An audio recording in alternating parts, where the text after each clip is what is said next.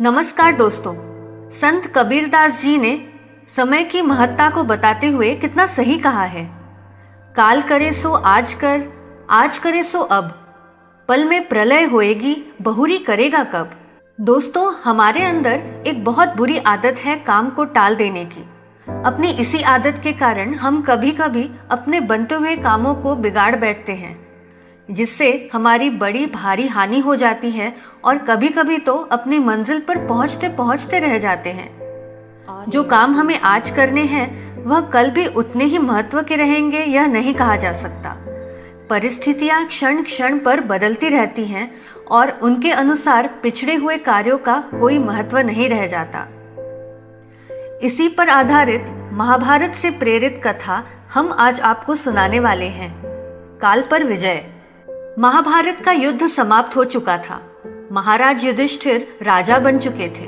अपने चारों छोटे भाइयों की सहायता से वह राजकाज चला रहे थे। प्रजा की भलाई के लिए पांचों भाई मिलजुल कर जुटे रहते। जो कोई दीन दुखी फरियाद लेकर आता उसकी हर प्रकार से सहायता की जाती। एक दिन युधिष्ठिर राजभवन में बैठे एक मंत्री से बातचीत कर रहे थे। किसी समस्या पर गहन विचार चल रहा था। तभी एक ब्राह्मण वहां पहुंचा। कुछ दुष्टों ने उस ब्राह्मण को सताया था। उन्होंने ब्राह्मण की गाय उससे छीन ली थी। वह ब्राह्मण महाराज युधिष्ठिर के पास फरियाद लेकर आया था। मंत्री जी के साथ बातचीत में व्यस्त होने के कारण महाराज युधिष्ठिर उस ब्राह्मण की बात नहीं सुन पाए। उन्होंने ब्राह्मण से बाहर इंतजार करने के लिए कहा। ब्राह्मण मंत्रणा भवन के बाहर रुका और महाराज युधिष्ठिर का इंतजार करने लगा। मंत्री से बातचीत समाप्त करने के बाद महाराज ने ब्राह्मण को अंदर बुलाना चाहा, लेकिन तभी वहां किसी अन्य देश का दूत पहुंच गया। महाराज फिर बातचीत में उलझ गए। इस तरह एक के बाद एक कई महानुभवों ने महाराज से मुलाकात की और महाराज युधिष्ठिर से बातचीत की। अंत में सभी को निपटाकर जब महाराज भवन से बाहर आए तो उन्होंने ब्राह्मण को इंतजार करते पाया।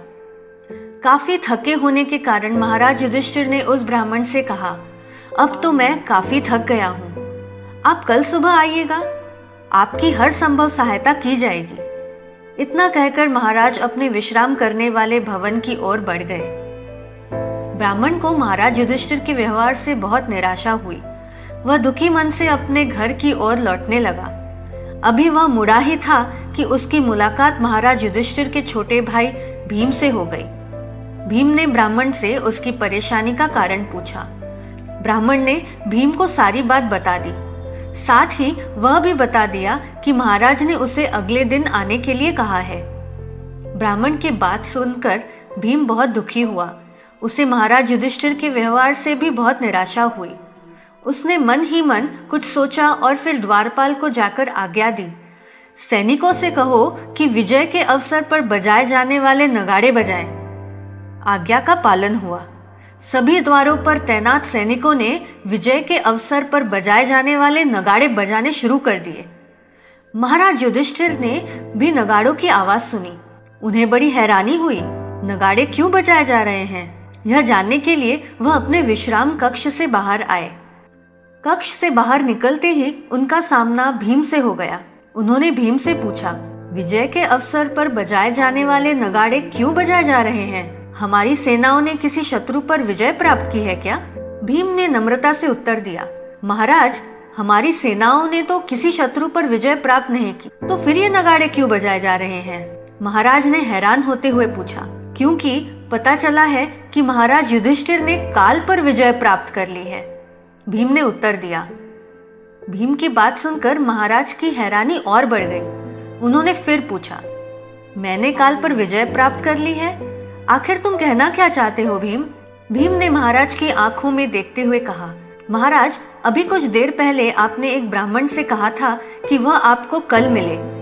इससे साफ जाहिर है कि आपको पता है कि आज आपकी मृत्यु नहीं हो सकती।